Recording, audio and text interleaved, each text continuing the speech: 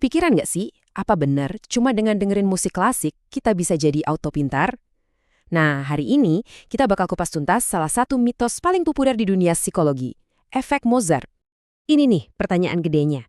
Apa benar sonata dari Mozart itu semacam jalan pintas ajaib buat jadi jenius? Yuk kita bedah bareng-bareng. Mana yang fakta sains dan mana yang cuma sensasi media? Kalian mungkin gak bakal nyangka seberapa viralnya ide ini pada masanya. Kita ngomongin soal orang tua yang langsung borong CD buat bayi mereka, bahkan sampai gubernur Georgia di Amerika Serikat ngeluarin anggaran gede cuma buat bagi-bagi musik klasik gratis. Gila kan? Oke, jadi dari mana sih sebenarnya asal-usul mitos yang heboh banget ini? Yuk kita telusuri lagi sampai ke akarnya. Semua ini ternyata berawal dari satu kesalahpahaman besar. Mari kita mundur sedikit ke tahun 1993, ke sebuah laboratorium kecil tempat semua drama ini dimulai. Jadi ceritanya gini para peneliti, Roger, Shaw, dan Kemi membagi mahasiswa jadi 3 kelompok.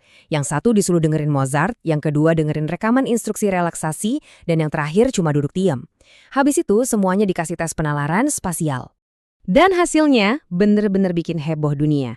Kelompok yang dengerin Mozart, skornya naik lumayan tinggi, setara dengan lonjakan IQ 8-9 poin. Kedengerannya keren banget kan? Tapi ada tapinya nih, dan ini yang sering banget dilewatin sama media. Nah, ini dia masalah pertamanya. Efeknya itu super singkat. Cuma dalam 10-15 menit, efek peningkatannya itu hilang sama sekali.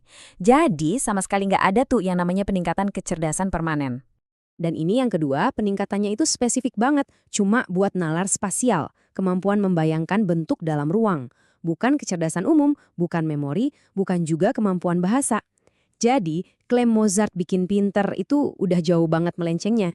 Oke, sekarang kita lihat gimana ceritanya sebuah temuan kecil yang terbatas ini bisa meledak jadi industri jutaan dolar dan apa yang terjadi pas ilmuwan lain coba buat ngebuktiin hal yang sama. Lini masa ini nunjukin betapa cepatnya semua jadi di luar kendali. Dari satu penelitian kecil, lahir perusahaan besar, lahir kebijakan pemerintah, sampai akhirnya Disney yang udah beli baby Einstein terpaksa nawarin refund. Ini benar-benar contoh klasik di mana sains bisa disalahartikan habis-habisan. Nah, disinilah titik baliknya. Jadi gini, di dunia sains, kalau sebuah temuan itu nggak bisa diulang atau direplikasi sama peneliti lain, wah, itu red flag gede. Dan itulah yang terjadi di sini. Banyak banget peneliti lain yang coba dan gagal nemuin efek yang sama. Mitosnya pun mulai goyah. Jadi, kalau bukan karena keajaiban komposisi musik Mozart, terus apa dong yang sebenarnya terjadi?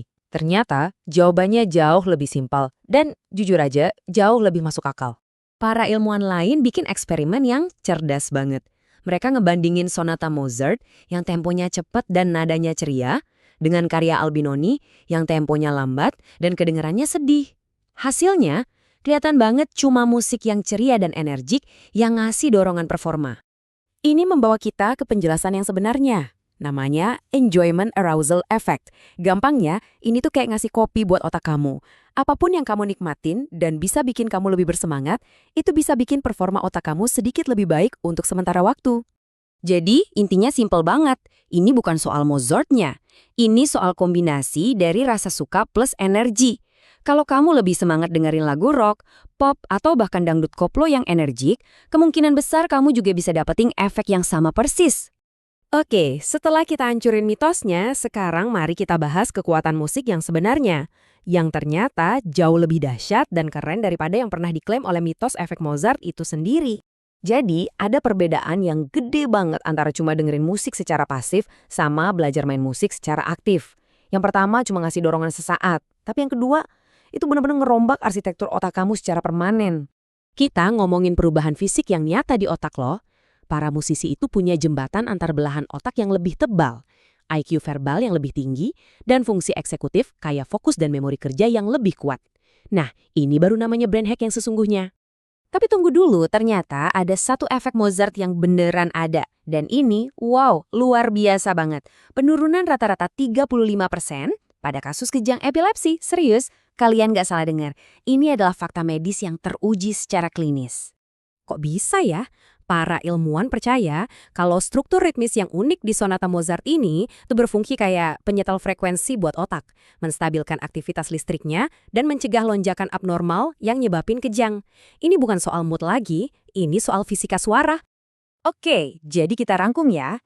Mitos, dengerin Mozart bikin jenius permanen, salah besar.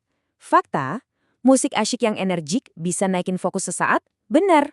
Fakta, belajar main musik beneran gubah otak kamu. Betul banget. Dan fakta, sonata Mozart bisa jadi terapi buat epilepsi, ajaib tapi nyata.